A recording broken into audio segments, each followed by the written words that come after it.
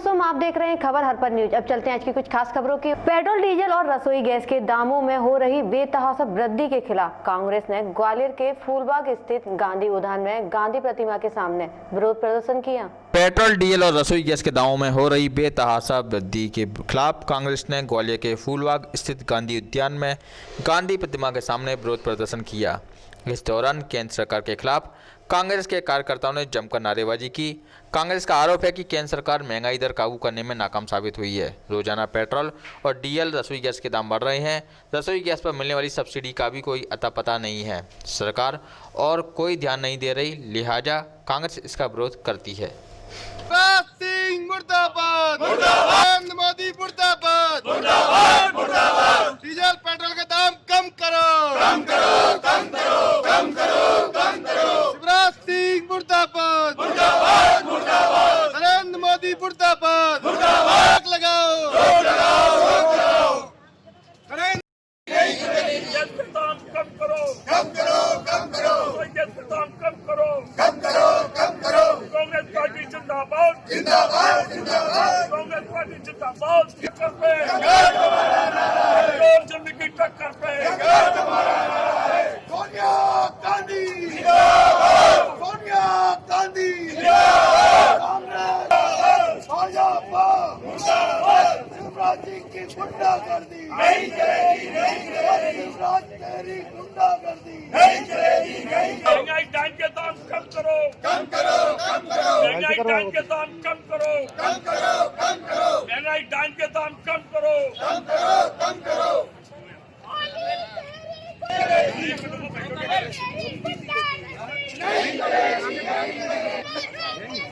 रोक लगाओ, रोक लगाओ। चलना पड़ेगा। जो सरकार बदलती है, जो सरकार निकलती है, वो सरकार बदलती नहीं चलेगी, नहीं चलेगी। सरकार निकलती है, जो सरकार बदलती है, शिवराज सरकार निकलती है। वो सरकार पूरे कांग्रेस के लोग उपवास पे हैं और ये 2 घंटे का धरना दिया है। आज पूरे दिन उपवास रहेगा सारे कांग्रेसियों का। ये और गांधी जी के समक्ष हम लोग आके बैठे हैं। जिस तरह से महंगाई बढ़ रही है, यही जो है एनडीए सरकार, एनडीए जब विरोध में था तो कांग्रेस की सरकार का विरोध रोज करते थे डीजल, पेट्रोल और गैस को लेके। आज जो है लगातार कच्चे तेलों के दाम गिरते जा रहे हैं और उस जितने गिर रहे हैं उतने ही जो एक्साइज ड्यूटी लगा के इसको बढ़ाते जा रहे हैं। जिस तरह से लूट मचा रखी है केंद्र सरकार ने और मध्य प्रदेश सरकार ने, तो उसका विरोध करने के लिए आज पूरे मध्य प्रदेश में सारे कांग्रेस के लोग उपवास में हैं और धरना दे रहे हैं अपने अपने ज़िलों में।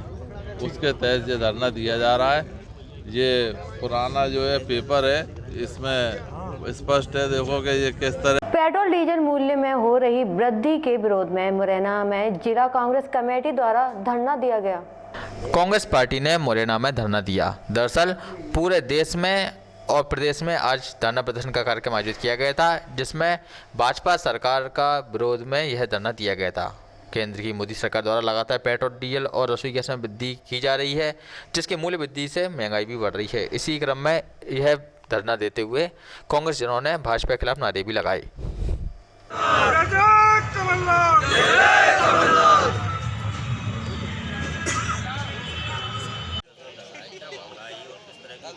ये शहर जिला कांग्रेस और जिला कांग्रेस के नेतृत्व में आज संपूर्ण मध्य प्रदेश में माननीय कमलनाथ जी के मार्गदर्शन पे ये धरना प्रदर्शन किए जा रहे हैं। जिस तरह से लगातार जब से नरेंद्र मोदी जी की सरकार बनी है, किसान, गरीब, मजदूर को लूटने और ठगने का काम इस हिंदुस्तान में और मध्य प्रदेश में मुरैना में हो रहा है। इसी बात को लेकर आज हमारे सभी जिला कांग्रेस कमेटी के पदाधिकारीगण, ब्लॉक कांग्रेस के पदाधिकारीगण, सभी संगठनों के लोग आज ये उपवास पे बैठ के धरना प्रदर्शन करके विरोध प्रदर्शन कर रहे हैं भारतीय जनता पार्टी की सरकार का, मध्य प्रदेश सरकार का और केंद्र की सरकार का। जिस तरह से डीजल के, पेट्रोल के भाव अधिक कर दिए हैं, रसोई गैस महंगी कर दी है, किसान भाइयों के खिलाफ काला कानून लाकर जिस तरह से किसान भाइयों के साथ धोखा किया जा रहा है, ये सब बातों को लेकर आज कांग्रेस के सारे लोग माननीय कमलनाथ जी के निर्देश पे आज उपवास पर एक दिवसीय उपवास पर बैठ के और अपना विरोध प्रदर्शन करके मांग कर रहे हैं कि काला कानून वापस लिया जाए, रसोई गैस और पेट्रोल डीजल के दाम कम किए जाएं, बीज खाद के दाम कम किए जाएं। ये सब मांगों को लेकर आज हम यहाँ सारे कांग्रेस के लोग बैठे हैं। पूरे मध्य प्रदेश के अंदर, क्योंकि जिस तरह से नरेंद्र मोदी जी आए थे, जब ये कहा था कि हम गरीबों को सिलेंडर फ्री देंगे, सब्सिडी ख़त्म कर दें, गरीब जो सामान्य वर्ग के लोग थे उनकी भी सब्सिडियां ख़त्म कर दी गई, और जो सिलेंडर कांग्रेस सरकार में 400-450 रुपये का मिलता था, वो आज 1000 रुपये, 800 रुपये, 900 रुपये में रसोई गैस मिल रही है। इससे बड़ा दुर्भाग्य क्या होगा कि एक तरफ नरेंद्र मोदी कह रहे थे कि हम गरीबों को मुफ्त में रसोई गैस देंगे, आज ना गरीब को मिल पा रही है, ना सामान्य वर्ग के लोगों को मिल पा रही है, चौगुने दामों में रसोई गैस दी जा रही है, डीजल पेट्रोल दिया जा रहा है। ये दुर्भाग्य है और हमारी मांग है नरेंद्र मोदी की सरकार से कि रसोई गैस पे, डीजल पेट्रोल पे दाम कम किए जाएँ। किसानों के खिलाफ जो बिल आए हैं उस बिल को वापस लिया जाए। बाम और मजदूरी के पैसे मांगने पर ठेकेदार द्वारा श्रमिक तथा उसकी पत्नी की लाठियों से निर्मम पिटाई कर लहूलुहान कर दिया।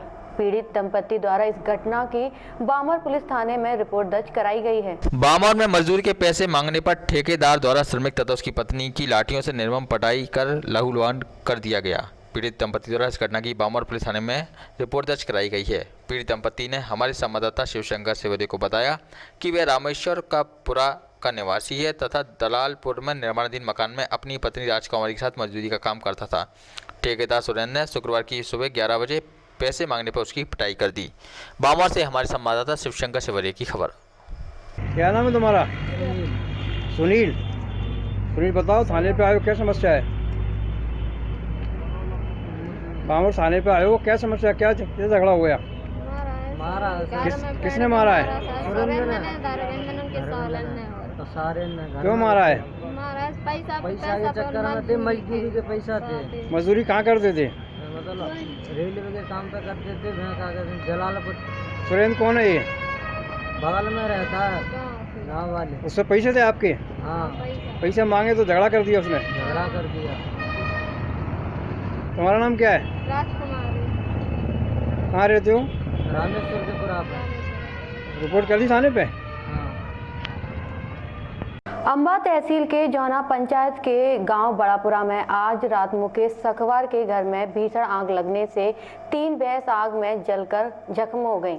बाकी 7 भैंसें आग में इतनी बुरी तरह से झुलस गई हैं कि उनका भी बचना मुश्किल है। साथ ही मुकेश सिंह का छोटा भाई राजू सखवार उम्र 22 वर्ष भी आग में झुलस गया है। अंबा तहसील के जौना पंचायत के गांव बड़ापुरा में आज रात मुकेश सखवार के घर में भीषण आग लगने से 4 भैंसें जलकर खत्म हो गईं। बाकी 6 भैंसें आग में इतनी बुरी तरह से झुलस गईं कि उनका भी बचना मुश्किल था। साथ ही मुकेश सिंह पुत्र सीताराम का छोटा भाई राजू सखवार उम्र 22 वर्ष भी आग में जल गया तथा उसका रोज में उपयोग होना घरेलू सावन भी जलकर राख हो गया है। घटना इतनी भयानक थी कि पूरा गांव शोक में डूब गया। जो भी देखने आता उसकी रूह कांप जाती और आंखों से आंसू निकल पड़ते थे, क्योंकि उसकी जीविकोपार्जन उन्हीं से चलता था। उसकी मदद के लिए पूरी जौना पंचायत के लोगों ने उसकी मदद की। तहसीलदार पटवारी ने मौके का मुआयना किया और उसको 100% नुकसान होना भी बताया। दिमनी विधायक रविंद्र सिंह तोमर ने भी 21,000 रुपये की सहायता राशि नकद दी एवं शासन से भी मदद दिलाने की बात कही है।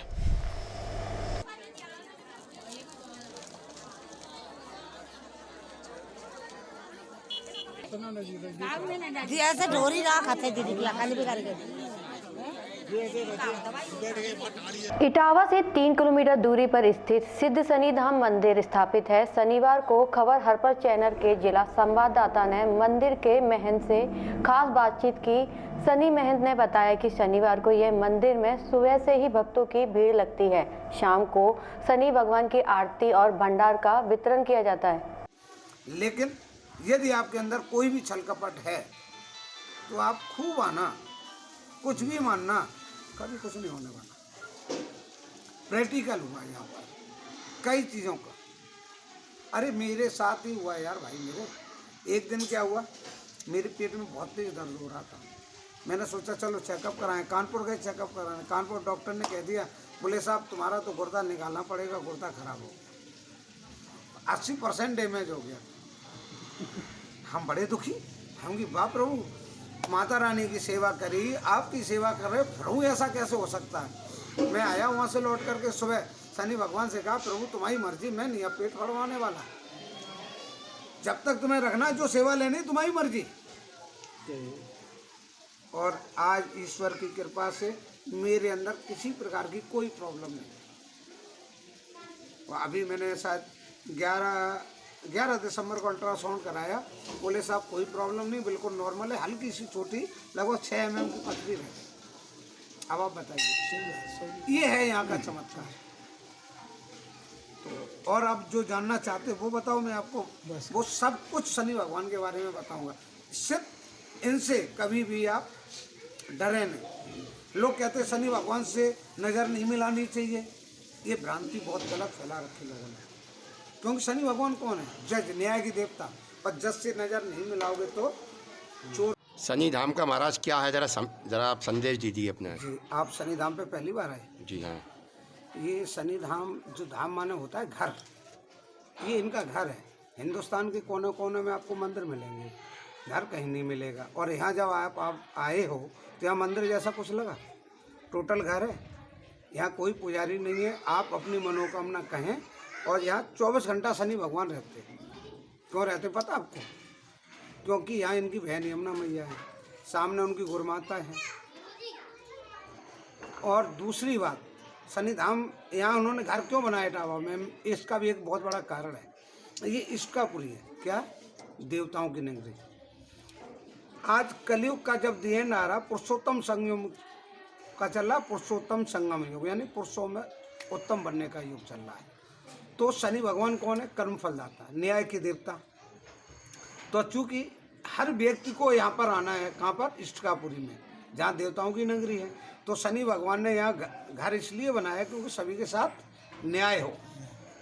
सभी लोग कहते थे साहब इटावा मत जाओ, इटावा बहुत बेकार है। इटावा वालों को लोग कहीं नौकरी नहीं देते थे, गुजरात चले जाओ, महाराष्ट्र चले जाओ, सब जगह आपकी छवि खराब थी।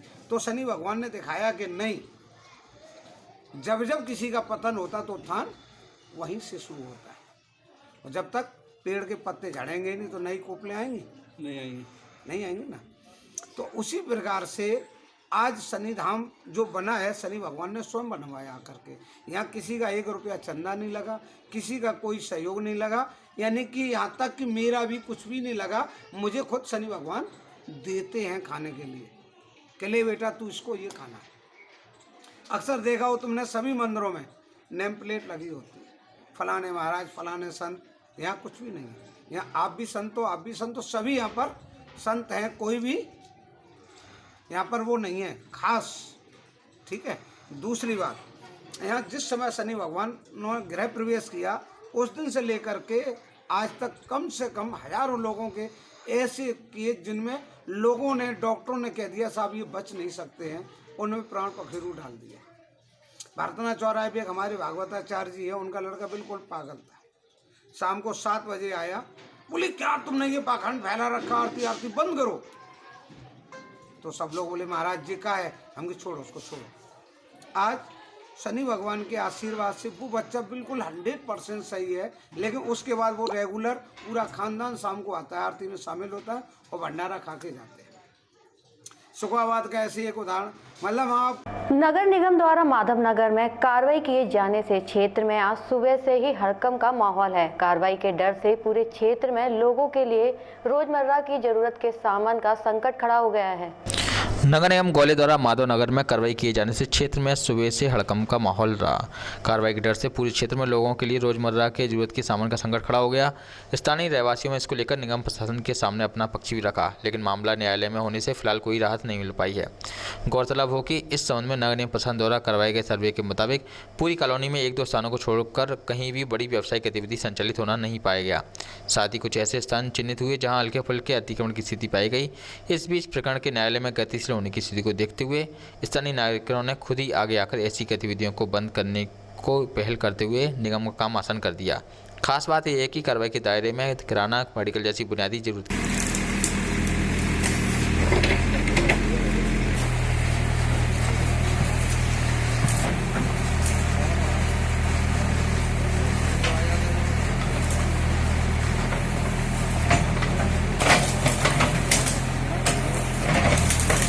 गरीबों के हक का राशन बाजार में बेचने वाले ट्रांसपोर्ट पर एफआईआर दर्ज कराई गई। कल डीएम फूड सप्लाई उन्होंने कंप्लेंट कराई है, जिसमें कि कोविड के दौरान जो फूड सप्लाई में इनके द्वारा पीडीएस की दुकानों के लिए राशन भेजा गया था, वो राशन अपनी दुकान गंतव्य तक न पहुंच के बीच में खुर्द-बुर्द कर दिया गया। कुल 3 करोड़ 7 लाख से ऊपर का राशि का गबन है, जो कल मुकदमा कायम करके विवेचना में ले लिया गया है। ट्रांसपोर्ट का नाम क्या है? इसमें 2 ट्रांसपोर्ट कंपनियों को आरोपी बनाया, उनके प्रोप्राइटर्स को, और विवेचना चल रही है। वरिष्ठ पुलिस अधीक्षक इटावा आकाश तोमर द्वारा थाना वेदपुरा पर महिला हेल्प डेस्क के नवनिर्मित कार्यालय के जीर्णोद्धार कार्यक्रम का उद्घाटन किया गया। सर, आज आपके द्वारा जो महिला हेल्प डेस्क का उद्घाटन शुभारंभ किया गया, क्या कहेंगे आप? देखिए, थाना वैदपुरा में मिशन शक्ति अभियान के अंतर्गत महिला हेल्प डेस्क का उद्घाटन आज मेरे द्वारा किया गया है। इसके अतिरिक्त जो हमारे जनपद के अन्य सभी 20 थाने हैं, उनमें भी महिला हेल्प डेस्क का ज़्यादातर जगह पर निर्माण हो चुका है और कुछ जगह पर आगामी 7-8 दिन में निर्माण पूरा हो जाएगा। इसके पीछे हमारा यह उद्देश्य है कि जो भी जनता की पीड़िताएं हैं, महिलाएं हैं, उनकी किसी भी समस्या का त्वरित समाधान हम लोग कर सकें, और इसके अलावा गोष्ठी करके बीच बीच में महिलाओं के बीच में जाके हम लोग उनके बचाव के लिए जो भी कानून बने हुए हैं उनके बारे में उनको जानकारी दें, जिससे महिलाएं कॉन्फिडेंट महसूस कर सकें, अपना योगदान स्वयं अपनी पूरी क्षमता का इस्तेमाल करके देश की प्रगति के लिए, स्वयं के विकास के लिए, परिवार के लिए बेस्ट योगदान है वो दे सकें। जैसे कि अभी मैं देख रहा हूँ जनपद में कुछ लोग ऐसे होते हैं जिनको देख के महिलाएं, बच्चियाँ खुद को मोटिवेटेड महसूस करती हैं। जैसे महिला पत्रकार हैं, 1-2 जनपद में हमारी काफ़ी तेज़ तर्रार महिला पत्रकार हैं, और भी महिला अधिकारी हैं, जिलाधिकारी महिला हैं, उन सभी को देख के मोटिवेटेड महसूस करती हैं महिलाएं और बच्चियां कि हम भी वैसे ही बने। उसी तरीके से ये मैं उम्मीद करूंगा कि यहाँ पर जितनी भी बच्चियां आई हुई हैं आगे पढ़ लिख कर डॉक्टर, साइंटिस्ट, IAS, IPS ये सब बनेंगी, ताकि उनके क्षेत्र के गाँव के सभी लोग मोटिवेटेड होंगे और क्षेत्र का, हमारे देश का, सबका सर्वांगीण विकास हो पाएगा। 21 में से 11 थानों में महिला हेल्प डेस्क का निर्माण पूरा होकर उद्घाटन उसका किया जा चुका है, और आने वाले 7 से लेकर 10 दिन के बीच में सारे के सारे 21 थानों में महिला हेल्प डेस्क का निर्माण करके हम लोग गोष्ठी किया करेंगे। बीच बीच में जो भी महिला हेल्प डेस्क में महिलाएं कांस्टेबल बैठ रही हैं उनको ट्रेन किया करेंगे महिला संबंधी कानूनों के बारे में, कि किस तरीके से बेहतर तरीके से आगंतुकों के साथ बातचीत की जाए और समझाया जाए और कैसे उनकी समस्या का समाधान किया जाए। समर्थ तकनीक प्रणाली के अंतर्गत समर्थ स्पेशल एजुकेटर्स का उन्मुखीकरण कार्यक्रम इटावा जनपद में आयोजित किया गया। पूर्ण दृष्टिबाधित और अल्प दृष्टिबाधित, उसमें भी थोड़ा थोड़ा हमने दिया है कि इनको जो पूर्ण रूप से दिखाई न दे उनको पूर्ण दृष्टिबाधित, और जिसको अल्प में श्यामपट में देखने में जैसे चश्मा 6/6 के रेशियो में देखने में कठिनाई आए उसके लिए अल्प दृष्टिबाधित। एलोबरेट हम बाद में कर लेंगे, डिसेबिलिटी रख लेते हैं। मुख बधिर, वाणी दोष, अस्थिबाधित, मानसिक रुग्णता बीमारी 19 को लिया है, 2-3 डिसेबिलिटी को निकाल दिया उन्होंने कि वो हमारे जैसे तेजाब पीड़ित वाले हैं, और क्या है एक वो लोग का IQ तो नॉर्मल होता है, तो हम उनके लिए उसमें डिसेबिलिटी सेक्शन में ना रख के हम लोग उसको पार्किंसंस वाला 3 डिसेबिलिटी जो है ओवरेज है पार्किंसंस। जो परिषदीय प्राथमिक एवं उच्च प्राथमिक विद्यालय में नामांकन हमारा, ये लोग हमारे स्पेशल एजुकेटर इतने काम करते हैं साल भर में। मेडिकल असेसमेंट है जो कि दिव्यांग बच्चों को हम ब्लॉक पे ही फीडबैक है हमारा और इनका कि यही लोग अगर जाके वहाँ बोलते हैं NPRC में, तभी बच्चे PRC पे आते हैं, और हमारी मेडिकल बोर्ड की टीम जो है असेसमेंट करती है और वहीं पे देन एंड देयर प्रमाण पत्र वितरित कर देते हैं।